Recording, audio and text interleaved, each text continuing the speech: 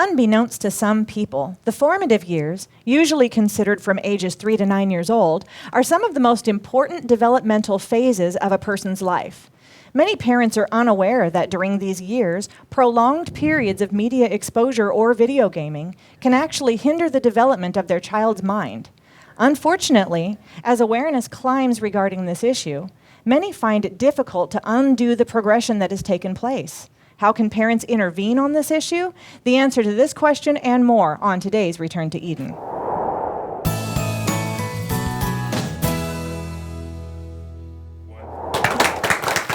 Hi, everybody. Welcome to Return to Eden. I'm Allie Henson. Today we are going to talk about an invisible intruder that may be making its way into your living room, coming after your children. But first, let me introduce my guests. He's a multi-decade force within the Christian realms of radio and television, Chief Executive Officer of Skywatch TV, Defender Publishing, and Whispering Ponies Ranch. Also my dad. Please welcome Tom Horn. Thank you. Good to be here. And she's the Chief Executive Officer of Whispering Ponies Ranch, co-host for Simply His, author of No Fences, It Started with a Plastic Pony, lifelong ministerial partner and wife of Tom Horn, also my mom. Please welcome Nita Horn. Nice to be here. Tom, Nita, Mom, Dad, thank you so much for being here today. If you missed last week's show, make sure you go back and catch it in the archives. We talked about parenting approaches and how empirical data has linked certain parenting approaches to subsequent adult success and even difficulty, depending on how you approach parenting. You can make a difference in your child's adult life just by tweaking your approach. So go back and catch that show. But for today, we are going to talk about a digital intruder, which is coming into the living rooms of every single home. Honestly, I would say in our nation, but really it's worldwide. And that is media, video gaming, television. A lot of these things operate on an agenda that used to be only for entertainment, and the agenda has switched. And a lot of it is introducing your children to things they don't need to know about. But there's another element, and that is the fact that between 3 to 5 years old, there are a lot of psychological studies that have linked overexposure to video games, to media, to TV, things like that, to deviation in brain development that can hinder a person's operation for life, cognitive operation. So you and I were having a conversation about this a week or two ago, and you were commenting that this overexposure actually can skew the way that cognitive processes within the brain are shaped during the formative years and can actually have adult ramifications like subsequent chapters of life. So I'm talking about then in adult life, the same child who suffered this overexposure could suffer things like a lack of empathy or, an inability to relate to others, a self-imposed isolation that they don't understand really where it's coming from or how it operates because this is the only thing they know. Do you want to elaborate on that comment? Yeah, and here's the thing. For all the good that the invention of the internet and all of that has brought to us. And there is a great deal of good. I mean, we now have vast research libraries that are searchable. We have all these things that can help us in a lot of kind of ways. But neurologists today are also discussing the very negative impact that over screen time stimulation is having, especially on young people's minds, because their brains, their cognitive ability, their ability to make decisions are not developed. And they're being overly influenced by digital influences that largely are not things that parents would even think about. That is, what is the term that I'm searching for here? It's misdirecting a child away from being a humanness. I was surprised when I read one of the studies from a leading neurologist on how overstimulation and viewing screen time, I'm still searching for a certain word here, but it is causing kids to lack empathy. Things like that cause you to care for other people as much as you care for yourself. And now kids are finding it so easy to just be online. They're trolling each other. And it's easy for people, like you post a video, and they're going to come on, yeah, you don't know what you're talking about, and they start trolling you and whatever. Stuff that they might not ever say if they was talking to you face to face, right? but because they feel like there's this distance between the person they're attacking and themselves, they can be that callous. Well, anyway, kids are learning from that. The other thing is it's causing kids to become depressed because they too are the victims of trolling and all the rest of it, and they're trying to hit these high standards. They want to be the next TikTok star or whatever. Studies are showing that anything significantly more than 1 hour a day of screen time can damage a child. Now think about that, because that screen time includes television, it includes your smartphone, your iPads, gaming time when you're sitting there playing Nintendo. But these, experts in brain development are warning that we're actually creating a digital pandemic that's worse probably than the coronavirus, in the way that it is dramatically impacting an entire generation of young people who are growing up with skewed ideas in their head, and suicide is going through the roof because they're very quickly learning that this isn't the real world. They're left with nothing. I got a few statistics for you. Too much digital screen time leads to obesity. So this is just even physical health, like Return to Eden talks about. Sleep problems, chronic neck and back problems, depression, anxiety, and maybe what's as bad as any of those is lower IQ tests, lower scores, their intellectual IQ. Well, one thing I've noticed is that there are studies, again, it's a thing that I'm interested in, is reading these psychology studies. And one of the things they talk about is synaptic pruning. And synaptic pruning occurs throughout childhood, but it's kind of a use it or lose it mechanism that the brain has. And so the brain will kind of prioritize what is being used. And if it's something that's not being used, the brain will kind of shut it down to give more energy to the stuff that is being used. Well, I think about being a kid and doing things that are helpful toward building these interpersonal and developmental skills. For example, I remember playing house. And playing house is more than just playing a game. It's role playing. So any game like that, so little girls played house. A lot of times the little boys were playing, I'll be the race car driver, but it's all role playing. Well, what that does is it develops in this prime time where the brain is deciding what will I keep and what will I throw away, basically.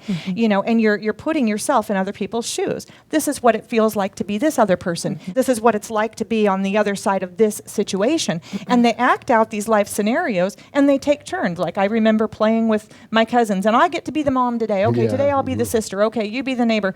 But you're putting yourself in these different positions, and that kind of just by proximity or by default causes your brain to develop these skills that you don't even realize are taking place, that later becomes a mechanism of how would it feel to be that person in this situation, which is where sympathy and empathy come from. And so when you're shutting all of these things down, and then especially since the pandemic, there's so much isolation. People are not even going to school as much as they used to, and there's so much that's been moved to online.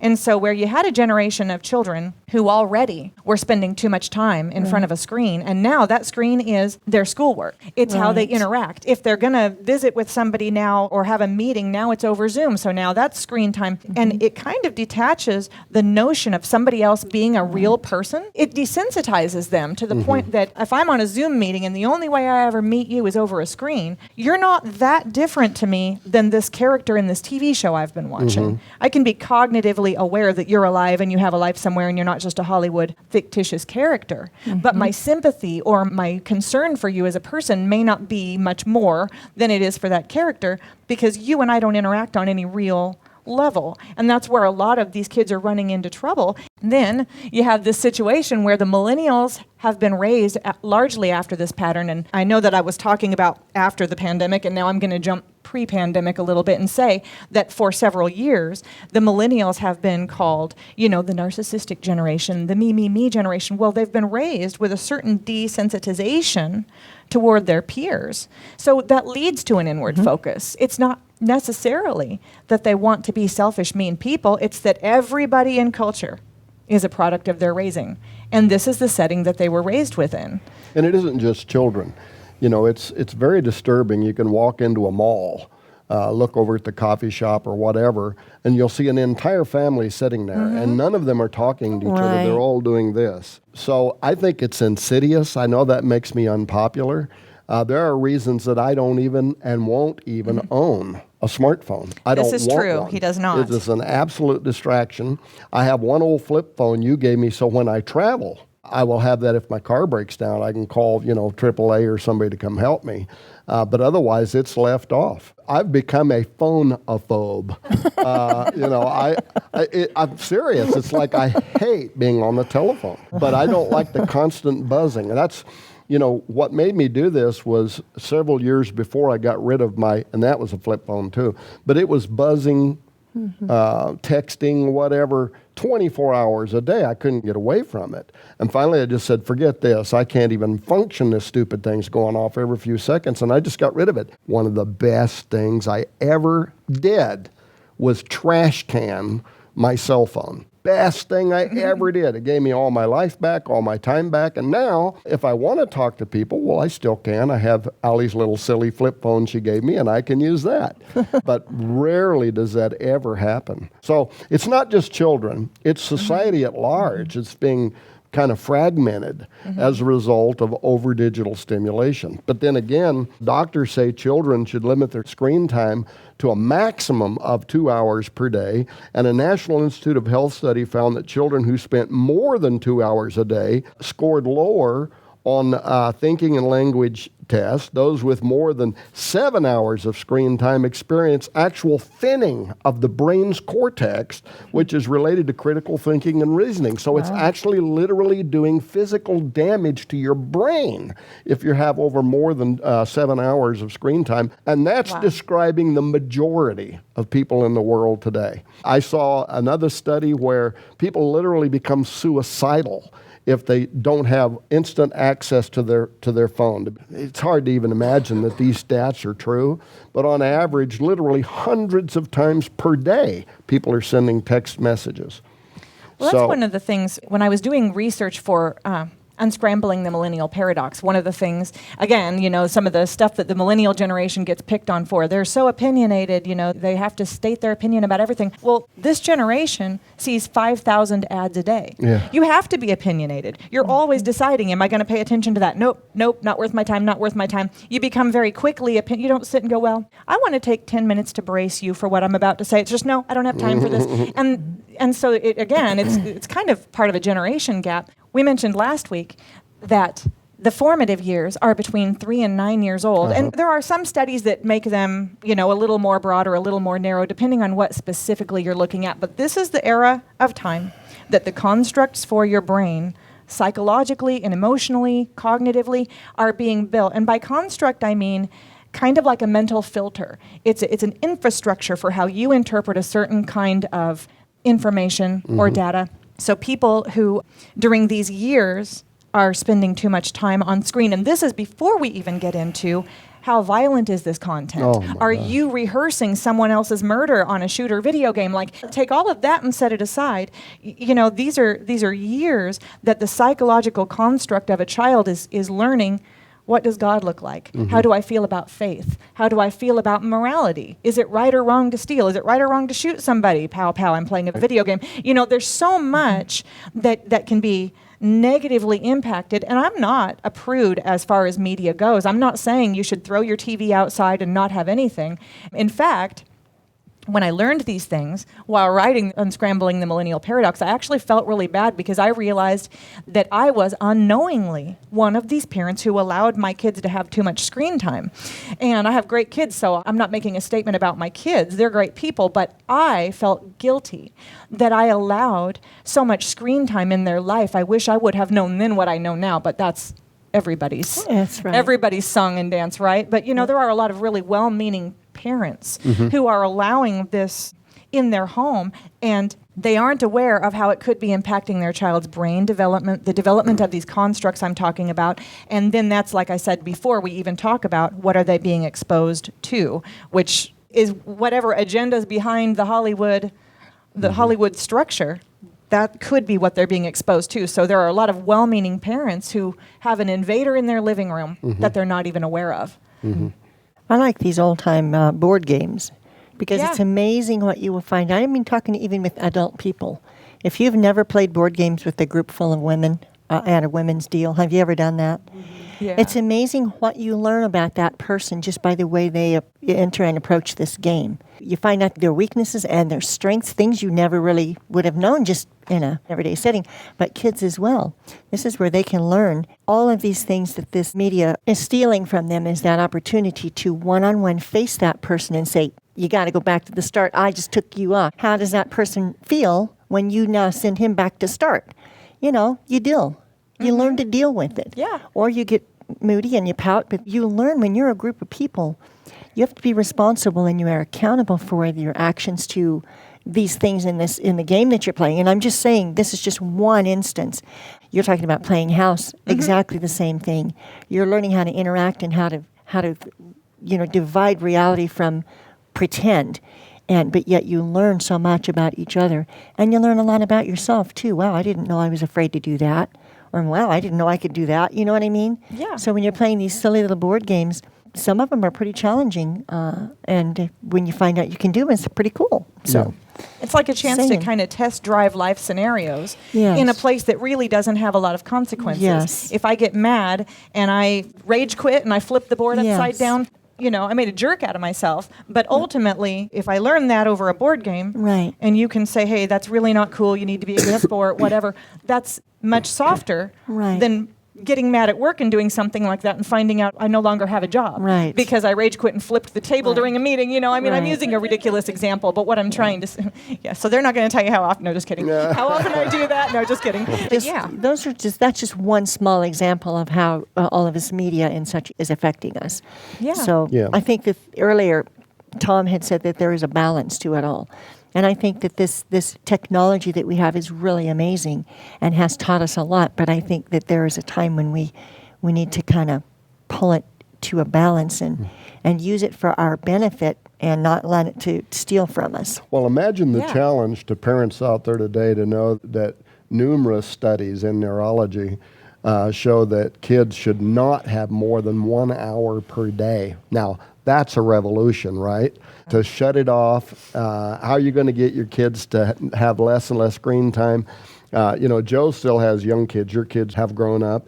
I noticed that he's limiting their access to their cell phones, to iPads, whatever, to something like that, about 1 hour per day. And here's these little kids, and they're going outside, and they're playing in the dirt, and they're playing with cars. And what they're doing, though, is they're actually learning conflict resolution. Yeah. Now, there was a large-scale study that reflects something you said a moment ago, and I don't know that you and I have ever even talked about this, and this was some years ago, but they determined that children form everything that they're going to believe that's important in life. So what they believe about God, what they believe about parenting, what they believe about society and authority and all the rest of it, that they have formed their core beliefs by the time they are 3 years old. Now, when I read that, I'm like, this got to be a misprint. So I did research and found out, that there were redundant studies that have shown that by the time they're 3, they can't maybe even articulate those facts, but they have formed their ideas. They're there, they're gelling, and they're growing. So very young children, they need us a lot. And relying on your, digital games and stuff for these little kids to be playing as the babysitter because the parents are doing something else is really a negative thing. One final point on this, and I'll move on, but all the time spent in front of screens has negatively affected the mental and emotional well-being of children. Experts suggest that higher screen time and depression could be connected along with an increase in suicidal behaviors and lower one's ability to read emotions in general. And sure enough, as screen times have increased, suicide among children is going through the roof. Yeah, and that's getting younger too. It's scary how young that's happening. Yeah. Right. Now, I'll give you these very quickly because I know we'll run out of time, but tips to reduce screen time. So we don't want to just curse the darkness, right? What can people do about it? One, parents are role models. The next time you binge watch your favorite Netflix series, remember that you're setting an example for your children. Keeping the TV on in the background or scrolling through your phone when you have a spare minute may not be modeling the behavior you hope to see in your kids. These are out of clinical studies. Number 2, set aside time to unplug. unplug. Choose a time for your family to unplug from the phone, TV, computer, blah, blah, blah. Number 3, use parental controls. And that's increasingly also in schools where these insane people are, well, we won't go into that, but the stuff that they're teaching We kids. talked about that in Dark Covenant. So if somebody wants to know more, get the book Dark Covenant. We do talk about that. Right. Like you said a moment ago, man, there is stuff out there you do not want your children's eyes to fall upon. Yeah. Encourage other activities. These days, easy for kids to become reliant on electronics for entertainment, but instead encourage them to get involved in activities that don't require a screen, like playing outside, reading a book, or playing a board game. And then another one that they found was very important is keep bedrooms screen-free. Don't allow your child to have screens in their room. You're going to tell them, shut that all off now and go to bed. Okay, Mom. As soon as you're out of the room, it's on. They're even showing that light in the room at night when you should be sleeping can be very damaging to your health. They're saying pull down the screens to your windows. Even sunlight, but when you're supposed to be sleeping, can be damaging to your health. So those are some of the quick, easy things that people can do. But the bottom line really is get involved with your kids to the extent that you can and keep them off of screens to the extent that you can. This is broad-based. These are secular studies. This is not preachers barking at the moon about something that they hate. We're doing serious and lasting damage to children by overstimulating them with screen time. I think books, if I may throw this out there, books. And it's because when you're reading books, it takes your mind to a place of imagination, and that's one of the best things your kids can develop is imagination, which is where you got your Nancy Drew characteristics that you now are using to do what you do. The same with all of our other kids, and the same with many of your kids. I'm sure you guys all have stories to relate. I remember when, you know what I mean? So books. Read them and give them and make sure the kids understand the value of that. 'Cause there's so much there. I could go all create a better vocabulary as well. For the idea of having to mentally draw a picture, you know, that's correlated with better artistic expression. It's correlated with a higher vocabulary. Oftentimes, studies that involve how much a person reads, the IQ scores come up, which is in harmony with the fact that you're saying studies that correlate high amounts of screen time actually bring the IQ down. Right. It's really hard in this modern world too, where so much schooling is starting to happen online. Right. So you're almost combating a system that you're also needing to stay in place, because when kids can't be at school, they've got to get their education from somewhere. For all the benefits that, you know, the digital world has brought to us, and there are many benefits, there's also an insidious side, a dark side, and it's subtle. Because it's slow creep, it's mission creep. It starts out, you're just going to let the kid do it 1 hour a day, whatever, and then before you know it, it's taken over everybody's lives. And now you have whole families sitting in the mall, you know, not it's even everywhere. talking to each other. It's everywhere. So it's fragmenting families, and it's affecting individuals in negative ways. But there are things that people can do. And here's the other thing is parents will learn that they actually love hanging out with their kids. Oh, yes. You know, and I'm not elevating our family over anybody else, but it is just true in the Horn family that we are all our own best friends. We love hanging out with each other. It's like the number one thing we love to do. That can be reality for anybody that's out there. The other side of this, I know we're out of time. I've always been a champion for women. And while the world celebrates the idea of the superwoman who does everything, right? She holds down a full-time job. She's a career woman. She's a mom. She's a whatever. I look at it and I just think, man, we have lost so much in the gender roles of what at one time represented a healthy family. I mean, women are very capable. They can do anything a man can do and usually better. But that's kind of beside the point. I don't think women ought to have to be everything on the planet, including a superstar, in order to have the respect of the community around them. It's amazing to me that sometimes people look down on a stay-at-home woman like she's not accomplishing what her life should be about or whatever. What you're saying resonates to me, because a minute ago you mentioned that so much of what is in a child for life is there by the time the child is 3 years old. And I've known a lot of women who, right after they have a baby, they stay home, you know, for a few years, and when the baby goes to kindergarten, they go back to work, and maybe they feel really guilty about that, but, you know, it was a financial sacrifice for her to be home for those few years, and then when the child was in preschool or kindergarten or whatever, she goes back to work. Even that amount of time was enough for her to be home solidifying so much in her child that will stay with them for life. So even if you're able to keep one parent at home, even part-time with a child until they're 3 or 4 years old, that's enough to change the whole trajectory of your child's life for life. I think programs like this brings attention to these very complex issues, but parses it down into language that the average person can understand, and then they can apply that in their life and family. Well, that's absolutely true. I agree with you 100%. Tom, Nita, thank you both for being here today. Media, digital exposure, it can be entertaining, it can be a good tool, it can also be something that parents really need to keep an eye on. So I hope that you've learned something today. Thank you so much for joining us. I'm Allie Henson. For everybody in the studio, viewers at home, thank you for joining us. We'll see you next week.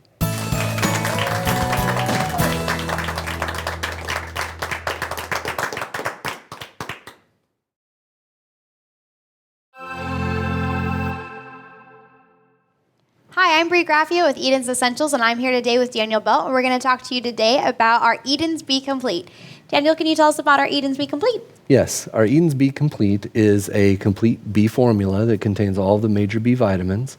It is pretty straightforward as B vitamins go, and I think people are aware that it's important, but B vitamins are water soluble, and we need them on the regular daily life in order to operate at many of our functions in the body, be it nerve health, brain health, mood, stress, anxiety, circulation, heart health, just a whole wide range of things that Bs are necessary for that we just generally don't get enough in diet. And so this is to basically supplement that. That's great. Yeah, definitely an important vitamin. It pertains to all of those different things and helps benefit them. Can you tell us what makes our Eden's Be Complete formulation so great? Sure. Well, the main thing is that it's simplicity and cleanliness. Again, it's a pretty straightforward B vitamin supplement, and the ratio of B vitamins in it is correct. A lot of times they will make like B100s or B50, which are very standardized amounts of B vitamins, and that's not necessarily the right ratios for people. So it's formulated to the correct ratio, and it's very clean with no excipients and fillers, which is kind of the hallmark of our company. That's wonderful. Thank you. Thanks so much, Daniel. Now, if you're looking for a way to incorporate B vitamins at home, or thinking what foods can I start incorporating into my diet to get some Bs, there are definitely some.